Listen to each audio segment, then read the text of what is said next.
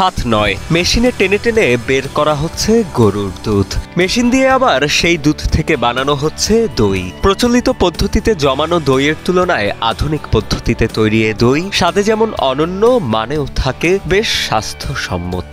বাজারে অন্যান্য দইয়ের চেয়ে দইটা তুলনামূলকভাবে অনেক ভালো। আধুনিক পদ্ধতিতে গরুর দুধ থেকে দই তৈরি করে ক্রেতাদের মন জয় করে নিয়েছেন ভোলার অজপাড়া গাঁয়ের জেলে পরিবারের সন্তান মোহাম্মদ রিয়াজ। একসময় প্রচলিত পদ্ধতিতে দই তৈরি করে যেখানে গ্রাহকদের চাহিদা মেটাতেন খুদেই উদ্যোক্তা, সেখানে বর্তমানে আধুনিক মেশিনে মাত্র 4 থেকে 5 ঘন্টায় নিজস্ব কারখানায় স্বাস্থ্যসম্মত এই দই তৈরি করছেন উদ্যোক্তা রিয়াজ। প্রথমত যখন আমরা দধিটা বসাইতাম তখন হলো আপনার এই যে পাটের যে চট আছে, চট, তারপর হলো কম্বল, এগুলো দিয়ে আমরা দধিটা বসাইতাম। এতে আমাদের একটা সমস্যা হইতো, শীতকাল হলে দধিটা ঠিকমতো বসতো না।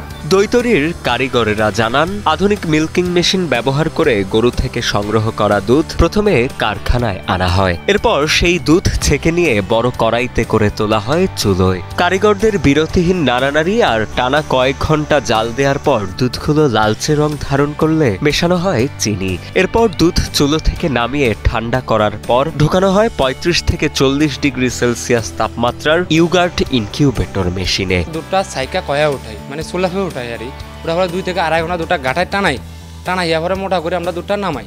নামার পর আমরা টালিতে বীজ দিয়া টালিতে বসাই। আমরা 5 জনে কাজ করছি, আর 5 জন আমরা মোটামুটি সংসার ভালোই চলে।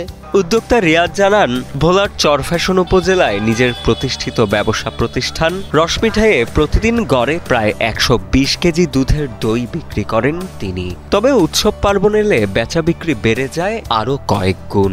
আধুনিক পদ্ধতিতে তৈরি তার এই দই জেলায় এতটাই জনপ্রিয় যে বছরে এখন প্রায় 25 থেকে 30 লক্ষ টাকার দই বিক্রি করেন বলেও জানান এই উদ্যোক্তা। আছে আলহামদুলিল্লাহ, ভালো চলে, এখন আগের চেয়ে অনেক ভালো চলে। দধির মানও ভালো হয় মেশিনের মাধ্যমে, আর আপনার হলো দধিরও আমরা সঠিক টাইমে দিতে পারি। রিয়াজের দোকানে আসা ভোজন রসিক ও সাধারণ ক্রেতাদের কাছেও শোনা যায় আধুনিক পদ্ধতিতে তৈরি এই দইয়ের প্রশংসা। তারা জানান, স্বাদে মানে অতুলনীয় মাটির পাত্রের এই মিষ্টি দই দিন দিন এলাকার মানুষের কাছে জনপ্রিয় হয়ে উঠছে। তাই দোকানে বসে খাওয়ার পাশাপাশি বাড়ির লোকজন বা অতিথি আপ্যায়নেও রিয়াজের দই কিনে নিয়ে যান বলে জানান অনেক ভোজন রসিকেরা। আমি দোকানে এই ফার্স্ট আসলাম, আয়সা মানে সবসময় মিষ্টি খাই, কিন্তু আজকে বললাম যে দধি আছে কিনা, বলছে যে আছে, কিন্তু দধিটা খাইয়া আমি খুবই টেস্ট পাইছি। এদিকে জেলা প্রাণী সম্পদ কর্মকর্তার ভাষ্য, আধুনিক পদ্ধতিতে মেশিনে তৈরি দই যথেষ্ট স্বাস্থ্যসম্মত ও লাভজনক।